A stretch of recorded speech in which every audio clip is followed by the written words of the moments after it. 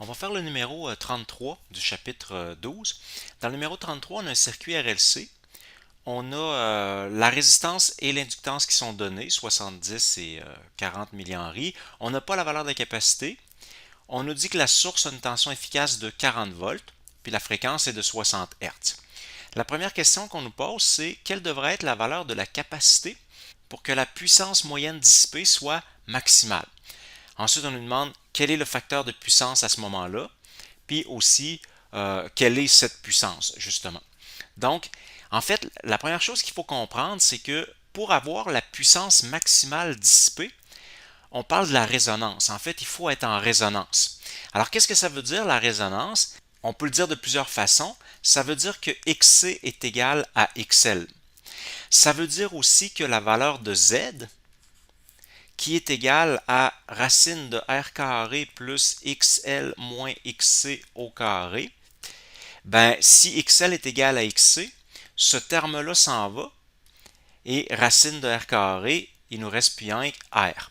Donc, en fait, c'est le cas, la résonance, où l'impédance prend sa valeur la plus petite possible parce que XL moins XC s'annule. Donc, il nous reste le terme qui est là, il disparaît. Alors, le plus petit terme qu'on peut avoir, c'est R pour l'impédance. Alors, c'est donc la plus petite impédance qu'on peut avoir. Et on peut comprendre pourquoi la puissance est maximale avec les équations qui sont ici. Ça, c'est les équations que vous avez dans la feuille de formule. En fait, c'est toujours la même équation, on fait juste la transformer un peu. Donc, si on les regarde, là, la première, une demi EM IM cos de phi pour la puissance moyenne, ben, c'est équivalent à celle-là parce que dans le fond, la tension efficace, c'est la tension maximale sur racine de 2. C'est la même chose avec le courant efficace. C'est égal à l'amplitude du courant sur racine de 2.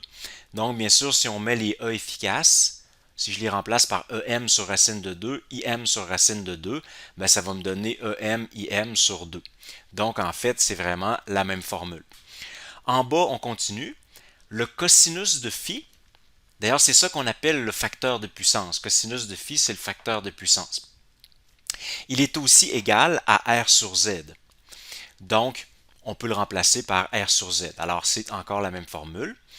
Ensuite, on a ici E efficace sur Z. E efficace sur Z, ça nous donne le courant efficace. Donc, on retrouve R fois I efficace au carré. Alors, c'est encore la même formule, transformée un petit peu. Puis enfin, si on transforme à la place, on peut prendre I efficace. Alors, I efficace, on disait tantôt, c'est E efficace sur Z. Alors, si je remplace I efficace par E efficace sur Z, ben, ça va me donner E efficace carré sur Z carré. Donc, en fait, c'est toujours la même formule qu'on transforme à chaque fois. Alors ici, dans notre cas, on veut maximiser la puissance. Quels sont les facteurs qui sont fixes, qu'on ne peut pas contrôler? On a la source. Alors, elle a une tension efficace de 40 volts. On ne peut pas changer ça.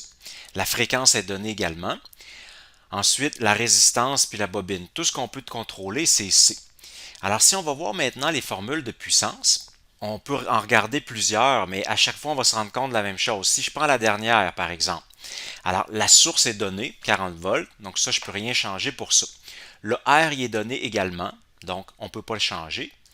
Alors, clairement, la puissance la plus grande qu'on peut avoir, c'est lorsque Z est minimum, puisqu'il est au dénominateur. Donc, le Z ici, on veut qu'il soit minimum. Alors, on disait tantôt justement que c'est en résonance que le Z est à son minimum, parce qu'à ce moment-là, XL est égal à XC, donc ce facteur-là s'annule et on va avoir Z égale R. Donc, on veut vraiment que Z soit au minimum et donc on est en résonance. On veut donc avoir résonance, alors il faut que XL soit égal à XC. Alors, je vais l'écrire ici, XL égale XC. Alors, XL, c'est oméga L. XC, c'est 1 sur oméga C. Alors maintenant, on remplace. Alors, on va avoir 2 pi fois la fréquence pour le oméga. L, c'est 0,04. On avait 40 millihenries. De l'autre côté, on va avoir 2 pi fois la fréquence encore. D'ailleurs, ça va monter en haut, donc ça va être au carré. Puis il va nous rester C à calculer. Donc en fait, il s'agit d'isoler la capacité. Alors, le calcul donne 176 microfarad, donc pour avoir résonance. Alors, la deuxième question maintenant, quel est le facteur de puissance cosinus de phi à ce moment-là? Bien, en fait, ça va être 1, parce que la constante de phase, elle est égale à 0 lorsqu'on est en résonance. On peut la calculer, bien sûr, en fait, avec la formule qui donne la constante de phase, c'est XL, tangente θ égale XL moins XC sur R. Et on vient de dire que justement la résonance, c'était lorsque les deux étaient égaux. Donc si XL est égal à XC, on a 0 ici. Donc tangente égale 0, alors ça se produit pour un angle de 0. Et donc à ce moment-là, le facteur de puissance, il est égal à 1, puisque cos de 0 est égal à 1. D'ailleurs, c'est une autre façon de se rendre compte que la puissance est maximale.